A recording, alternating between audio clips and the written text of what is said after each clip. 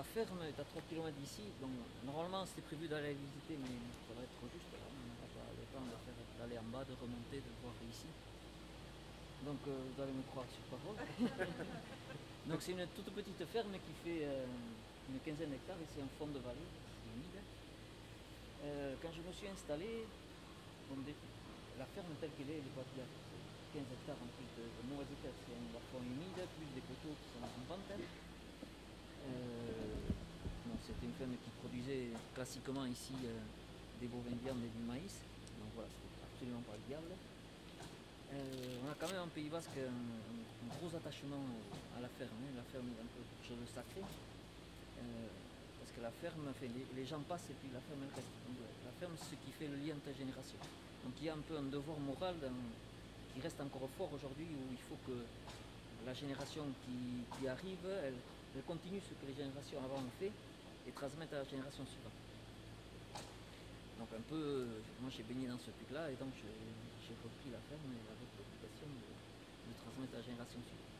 Et donc pour pouvoir en vivre, le seul moyen c'était de faire un produit fini qui soit sur lequel on fasse la valeur ajoutée. Donc je voulais une production transformée et ici il n'y a pas, enfin, la production classique en production fermière, c'est le fromage atelier. Donc là il y avait des choses un peu balisées, un peu connues, bon, sauf que la ferme ne s'y prête pas trop. Et puis moi ça me plaisait moyennement les pays. Par contre le canard gras, il se faisait des oies et des canards, ça se prêtait aussi à la transformation. Donc je suis parti plutôt sur cette production qui était très adaptée à la ferme. La ferme, c'est un fond de vallée étroit avec un ruisseau.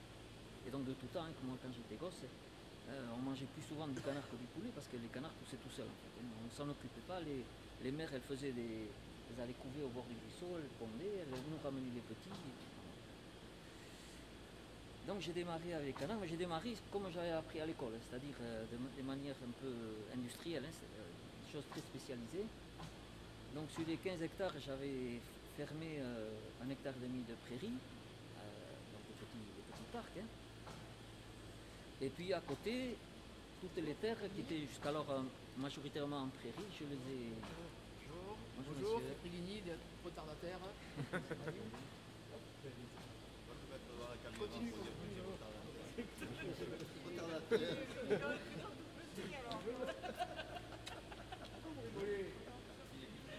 Voilà, au meilleur moment. Bonjour.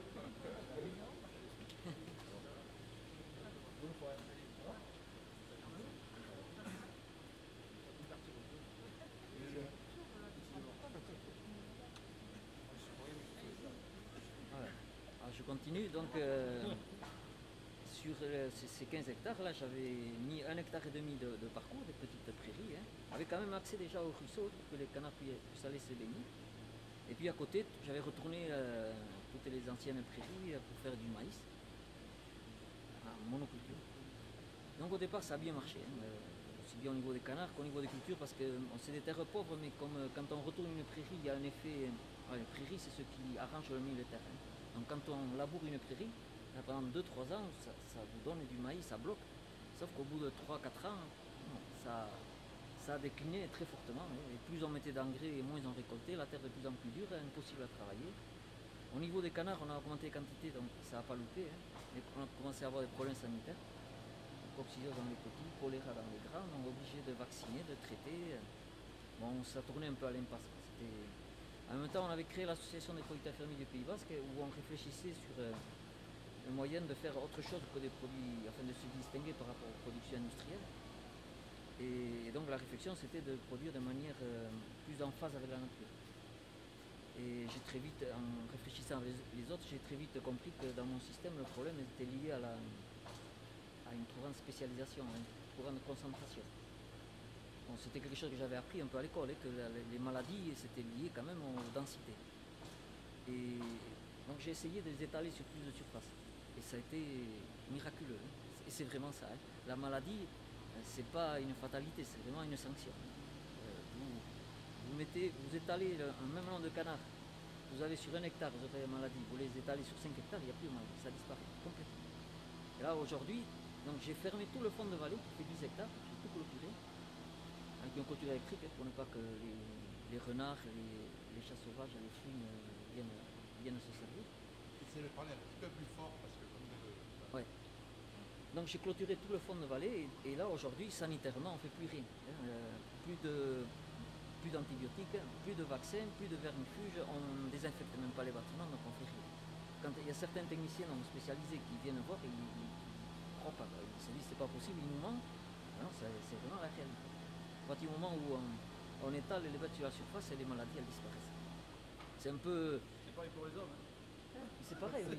Parce que vous avez les enfants, un petit enfant que vous avez chez vous, vous le mettez à la crèche, il tombe malade. On va grandir les crèches. Mais de mettre à la crèche pour qu'il attrape les maladies d'enfantine, que les attraper bien plus tard, ça peut poser de plus grands problèmes. Tu parles en connaissance de ça. Et donc pour revenir à la ferme, donc d'étaler les canards sur plus de surface c'était bien, mais le problème c'est que comme la ferme est toute petite, mettre 10 hectares de parcours, il me restait après que 5 hectares pour faire l'alimentation. Donc il y avait quand même un problème que j'ai résolu en fait en imbriquant les deux. Donc aujourd'hui j'ai toujours 13 hectares et demi de culture et 1 hectare et demi de parcours, sauf que les cultures sont imbriquées avec les canards. C'est-à-dire que sur ces 10 hectares de parcours, il y a à peu près 8 hectares de champs, donc ils sont cultivés. L'été c'est principalement du maïs et les canards sont à l'intérieur du maïs. Donc je laisse tout le bord des champs en herbe. Donc c'est ça en fait, les parcours ça correspond au tour de champ qui sert pour les canards à faire le tour. Et moi qui me sert aussi, comme je n'utilisais plus aucun pesticide, je ne suis pas en bio parce qu'en canard grand il n'y a pas de certification bio, mais j'utilise aucun pesticide. Donc je désherbe mécaniquement. Et donc du coup le fait de ne pas semer le tour de champ, ça me permet de passer vers la punaise. Donc aujourd'hui ça fait un système qui est globalement au moins aussi productif qu'avant, tout en ayant des ateliers extensifs. Au lieu d'avoir les canards sur 1 hectare et demi, je les ai sur 10 hectares. Et le maïs, je sème pas les tours de champ et malgré tout, je récolte au moins autant qu'avant. Les canards ne mangent pas les trucs de maïs au départ? Mais comme on ne gave pas l'été, on n'a pas de canards en élevage au printemps. Juste au moment où le maïs est sensible. Donc c'est sûr, si on le mettrait en un petit maïs comme ça, il le déplume. Parce qu'avant de manger l'herbe, il mange le maïs, il raffole le maïs.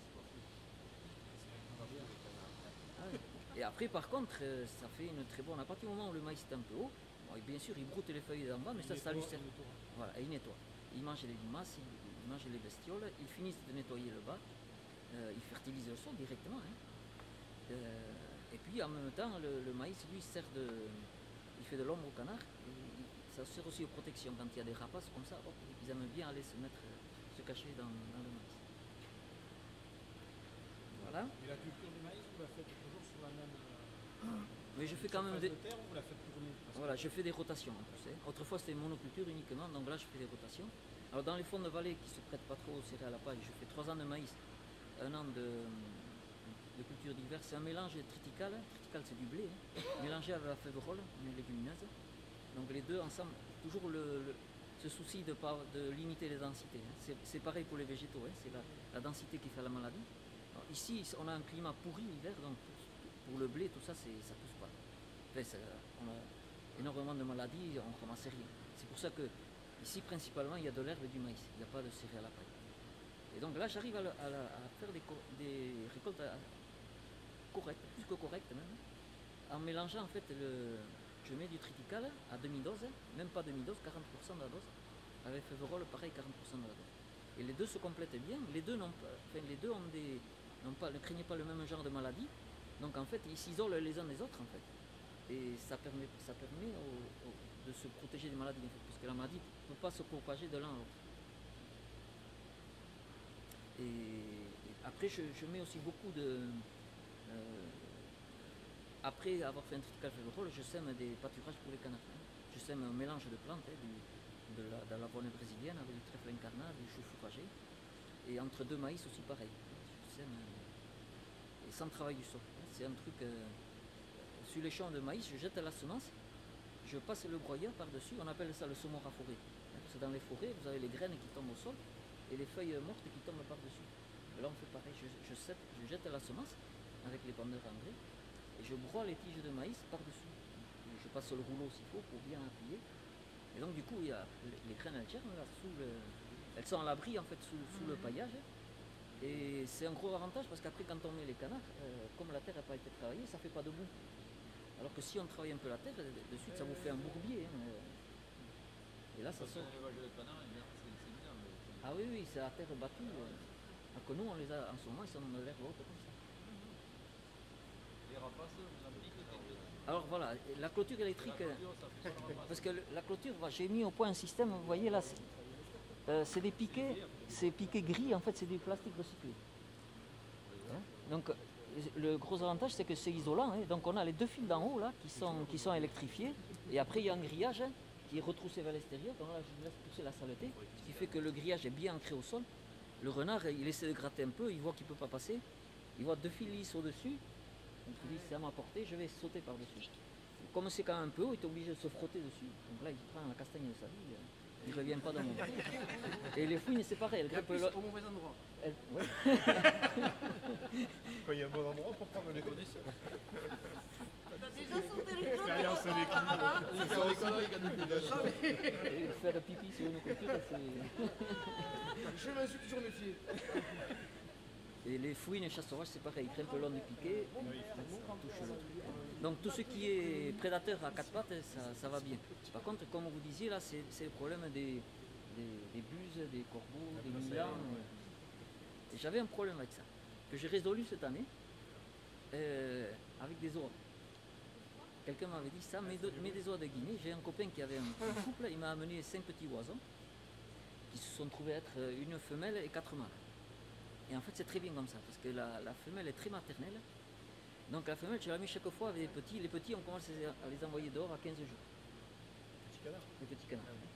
Donc on ouvre les portes à 15 jours et on met la femelle oie avec eux. Et là, dès qu'on a mis les oies, les pertes sont arrêtées.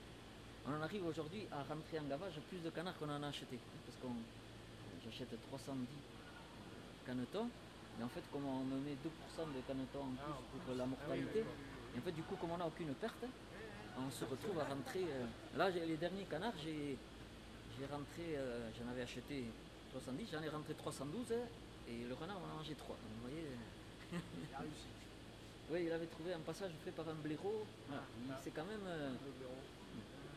Il y a quand même. Parce que j'ai. Comme la ferme elle est biscornue, hein, c'est un fond de vallée. J'ai presque 3 km de clôture.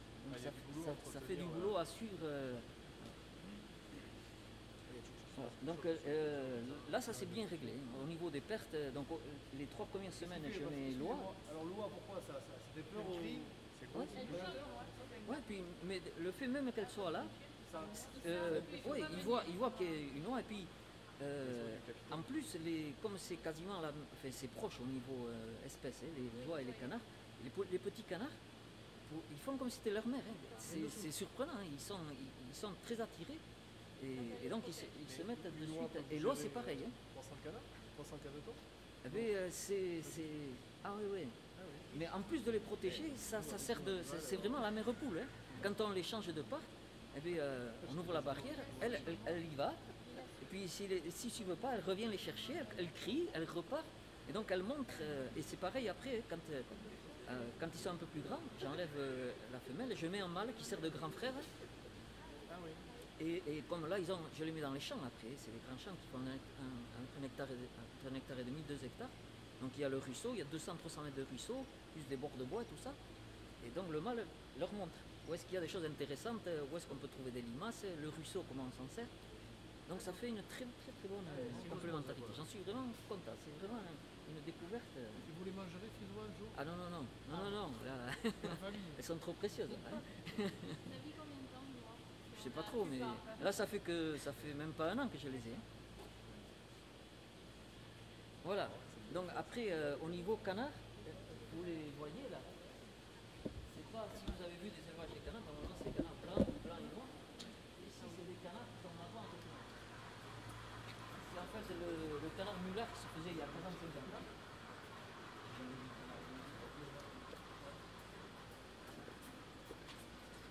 Vous voyez au niveau couleur, hein, on voit que l'ascendance, il y a c'est du colvert domestiqué en fait. La mère c'est du colvert domestiqué. C'est le canard commun hein, qui est du colvert domestiqué. Ils sont gros, non, ces canards là? Ils sont pas très. Dans les fermes. Non. Non, autrefois on avait des souches lourdes qui étaient bien plus gros que ça. Hein. Bon, la plume est très. Comme ils vont en ruisseau, tout ça, ils ont une plume qui est vraiment bien développée. pas le canard blanc qu'on voit dans les élevages. Là. Il y a 40-50 ans, il n'y avait que celui-là, même en Chalosse. Hein. Comment il s'appelle celui-là? Ça, c'est une Nous, race on ancienne, l'appelle Criachira ou Carancaléa en basque. Hein. Mais c'est c'est un mulard. Hein. Ah, Le c'est un mulard, mulard, mulard, c'est dérivé de mulet, ça veut dire que c'est un hybride en fait. Hein. Comme la mule, c'est un hybride entre le cheval et l'âne. Là, c'est un hybride. Donc c'est la mère qui est de race locale, qu'on appelle Criachira. Et le père, c'est Malbar Barry, vous savez, c'est canard sud-américain, là, qui a une boule rouge sur le bec. Et donc il y a 40-50 ans, c'était ça qui était utilisé comme un mulard. Le problème, c'est que la mère, elle a de race locale, elle ne pond pas beaucoup d'œufs, donc le petit canard coûte cher à produire. C'est en plus des canards qui poussent lentement. Il faut au moins les élever 2 semaines de plus que les souches classiques. Et puis c'est des canards qui ont la peau et les os très fins. Et donc ils pèsent moins lourd quand on vend au poids, ça pèse moins que... Et donc il y a une quarantaine d'années, les sélectionneurs ont fait rentrer des canards chinois, la canne Pékin, ce qu'on appelle la canne Pékin, qui est la canne blanche, qui pond beaucoup d'œufs, qui a une peau épaisse et gros os, donc ça... Là, ils ont plus de viande. Eh bien, en fait, j'ai un collègue qui s'est... Donc, avant, on avait ces souches-là qui étaient blanches et noires, hein, ou un peu marron, mais surtout blanches et noires. J'ai un collègue qui s'était amusé à dépioter. Donc, les autres font 1 kilo de plus que cela. Hein. Il avait tout dépioté, il avait pesé la viande. Il y avait autant de viande. La différence, c'est que là, l'os est fin et la peau aussi est fine. Sur les magrets, on a une peau qui est très, très fine. Sur les cuisses, c'est juste un voile. Hein. On voit quasiment la viande à travers la peau. Ils font autant de gras que les autres. Non, c'est moins gras. La peau est moins épaisse. Le foie est pareil. En foie, on en fait quasiment pareil. Hein. Donc, on en fait aussi confit. Ah oui, bien sûr, bien sûr, bien sûr. Ah oui, nous, on n'a rien dit à nos clients, ils ont de suite vu la différence. Aujourd'hui, contrairement aux collègues qui ont plus de mal à vendre la viande que le foie, nous, c'est le contraire. En viande, on est tout le temps en rupture de stock. Pour gaver cette variété, Elle est un peu plus délicate à gaver aussi. Il faut la gaver un peu plus longtemps. Encore que... Ça, le professionnel. Ah oui. Oui, on ne peut pas la mener. En plus, elle marque beaucoup plus de saisons. Au printemps, par exemple, ils sont intenables. Hein. Là, actuellement, je gave jusqu'à début juin. Je pense que je vais arrêter vers la mi-mai. Hein. Parce que là, on arrête pendant 15 jours à Noël, pour Noël 1er de l'an. Tant pis, on va continuer à gaver pendant les fêtes pour ne pas avoir à gaver au printemps. Parce qu'au printemps, ils pensent qu'à faire les cons. Hein. Ils sont en train de voler par-dessus les barrières. Enfin, ils sont... Une de la 104. Ah, parce qu'ils n'ont pas les ailes coupées. Non, Ah oui, d'accord, donc ils pourraient s'envoler si vous voulez. Oui. D'accord. Et ils s'envolent, ils ne se gênent pas. Ils reviennent. Vous leur coupez pas les ailes, quoi. Ah non, mais les portes sont fermées, mais j'en trouve dans le couloir. Ah oui, d'accord. Mais quand ils sont à l'extérieur, il n'y a pas de danger. Mais ils n'arrivent pas à décoller vraiment. Ils arrivent à 1 mètre de hauteur, mais après ils se prennent la clôture. D'accord, ok. Mais s'ils aiment bien, autrement, parce que comme les bords des champs c'est un peu les coteaux, quoi. Ouais. Donc ils montent sur la pente, de là ils décollent. Mais bon, arrivé en bas, ils se prennent la clôture. Mais en fait, ça arrive, ça m'est arrivé, on trouvait 2-3 qui étaient passés par-dessus la clôture, ils étaient sur la route. Donc là, ils étaient condamnés, parce que là, ils ne pouvaient plus rentrer dedans. Hein. Ceux-là, ils ont 17 semaines, 4 mois un peu. Il est passé en gavage quand alors? Mais en fait, on achète 300 canetons toutes les 3 semaines pour rentrer ensuite en gavage 100 canards toutes les semaines. Donc on commence à 15, 16 et ceux-là à 17. Ils ont 18 maintenant, ils sont là depuis une semaine. Et quand vous les gavez, ils restent là, ils sortent du pré, quoi, c'est ça. Oui, c'est les derniers 15 jours, Voilà, hein. C'est la période d'engraissement. 15 jours là. Donc on les monte avec la remorque, là, la remorque il y a des plumes. Hein. Voilà, on baisse la porte à l'arrière qui fait le pont. Oui, Hein. après, ils On reviennent les tout, grimpe, on les met avec l'autre chariot qui est derrière, on les met en place et puis ils restent là jusqu'à la fin. Ils ont fait 4 Ouais. Oui, mais c'est beaucoup, oui. Les souches, les autres souches, ils sont gavés. Enfin, les industriels gavent vers 11 semaines, 10-11 semaines, pas plus. Hein. Les souches qu'on avait avant, c'était 14 semaines. Là, vous voyez, c'est 16 semaines. Ça grossit très vite alors. Ah oui. Oui. Après, si vous voulez, on fabrique l'aliment nous-mêmes, mais l'aliment est étudié pour qu'il pousse quand même bien, quoi, qu'il pousse vite. Hein.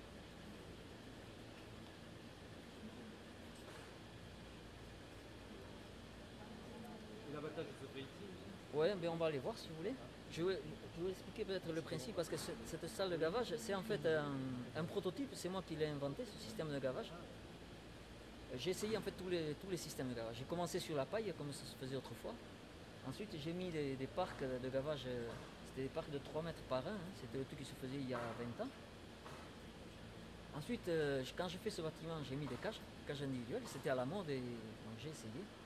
Et puis bon, nous, déjà pour les canards industriels c'est pas terrible, mais les nôtres qui étaient habitués dehors à avoir beaucoup d'espace, à beaucoup batailler, se retrouvaient enfermés dans une cage, ils étaient comme des fous, hein. Ils étaient en train de batailler, ils se mettaient les ailes ensemble, enfin c'était pas du tout, ça allait pas.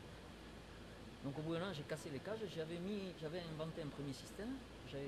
À l'époque un fabricant de cages qui était à côté ici, Moé. Donc Bruxelles parlait d'interdire les cages, donc il m'avait dit bon, on va demander une aide à l'ANVAR et on va le breveter. Donc on avait eu un soutien, on avait breveté, j'avais vu comment ça se passait pour les brevets. Puis du coup, bon, l'interdiction avait été repoussée, ça était resté là.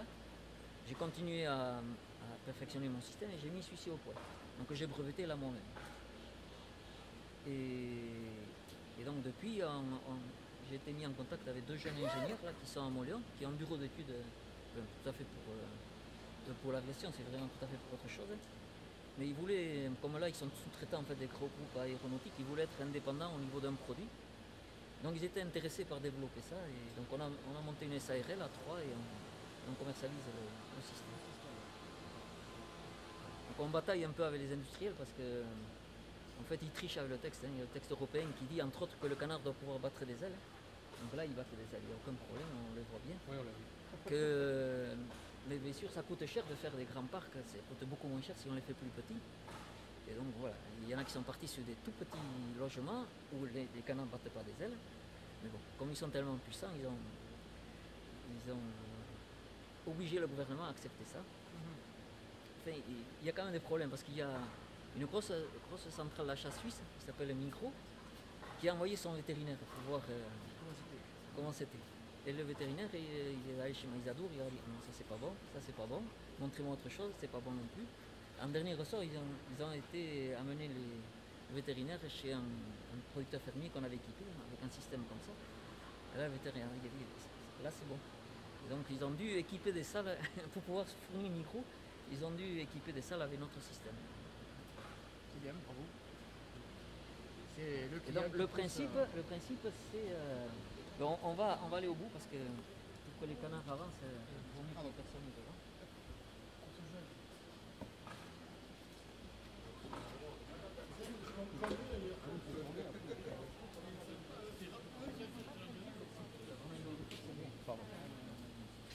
On rentre les canards le dimanche soir. Et au bout de 15 jours, le lundi matin, je prends les canards un par un, je les palpe, comme j'ai l'habitude, je les retourne, je palpe le ventre, et j'arrive à sentir la taille du foie. Voilà, je vois ceux qui ont le foie assez développé, ceux-là on les met dans les chariots pour aller les abattre, les autres je continue à garder. 2 jours de plus. Donc c'est 15 jours minimum, et en fonction, vous voyez, si vous mettez en plus. Voilà. Donc les premiers en 15 jours, je fais 14 jours et demi. Le mercredi, de nouveau, je refais un tri. Donc là, on tue pratiquement tout ce qui reste. Il reste à peu près 10% que je passe à la bande suivante. Donc ceux-là, ils ont carrément 3 semaines. Là, il y a les premières cases, là, c'est des canards qui sont partis pour faire leur 3e semaine. Et tout le garage, c'est pas ici. Oui. En fait, on a trois petites salles. Chaque semaine, on remplit une salle et on vide une salle. La mercredi, on vide la salle du fond, là-bas, donc il va être nettoyé. Ceux-ci vont être travailler la semaine prochaine, et donc ceci la semaine d'après. Voilà, c'est un peu. La machine à laver, c'est cette machine-là.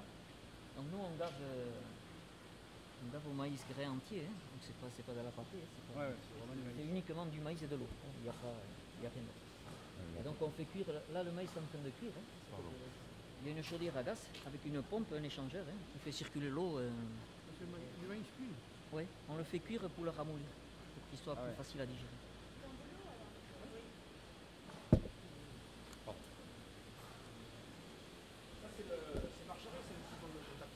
Oui, c'est un contacteur et après il y a une minuterie qui sert pour le dosage. Ah oui, d'accord. C'est du maïs donc qui a été cuit pour qu'il soit plus facile. comme ça, Là on rentre l'angle, hein, que du maïs, il est trop dur. Ah oui, d'accord.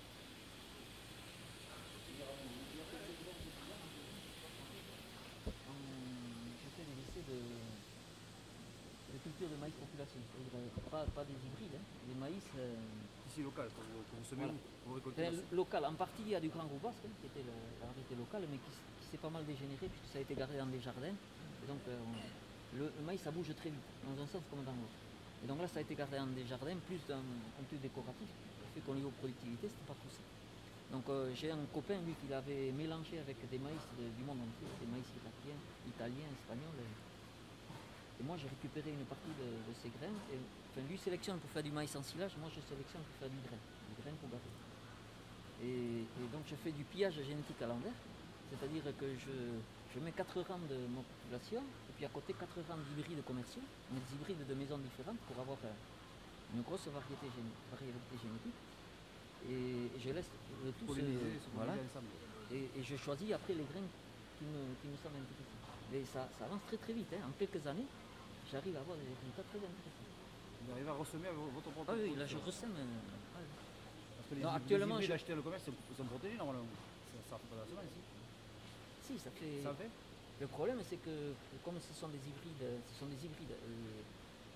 si vous voulez, c'est spécial le maïs. Normalement ça fonctionne toujours en fécondation croisée. Et là ils font ce qu'on appelle des lignées, ils mènent des maïs en consanguinité. Mais plus que la consanguinité, ils se font auto-féconder.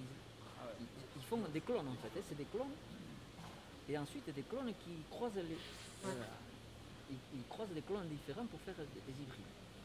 Si on ressème un hybride, vous avez une partie qui ressort en clone, donc des trucs qui sont minables.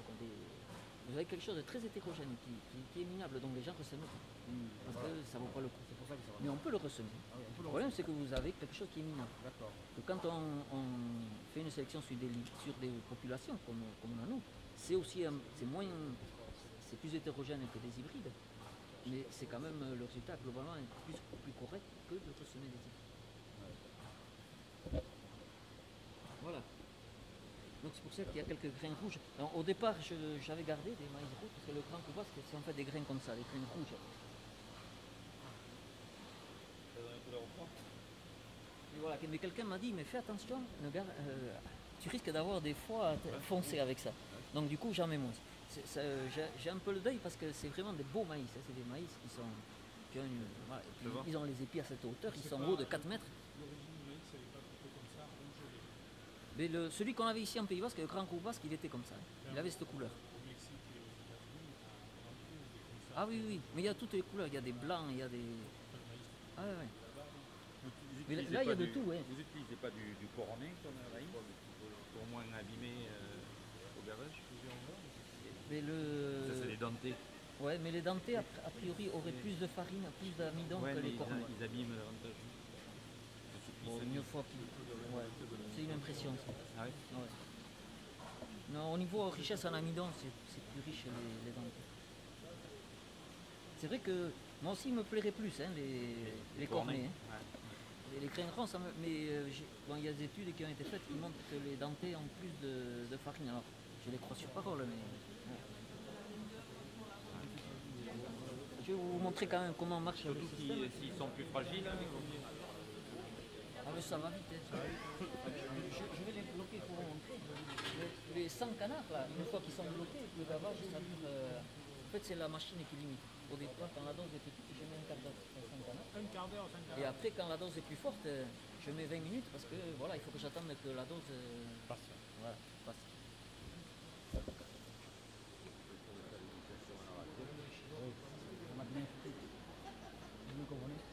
On va se recentrer un peu sur le chocolat. On sait faire. Un peu d'action.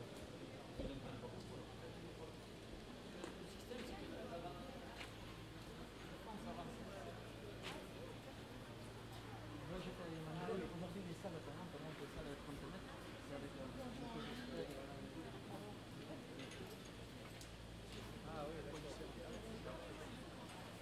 c'est un système très rustique en fait, c'est des câbles qui s'enroulent. Donc ça, ils sont quoi?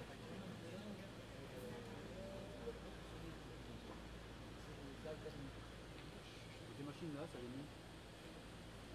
C'est vous qui avez conçu. Ça c'est le prototype, c'est moi qui l'ai fait. D'accord. Et vous le vendez ailleurs? Vous le commercialisez? Là on équipe. Vous avez déposé le brevet? Ouais. Il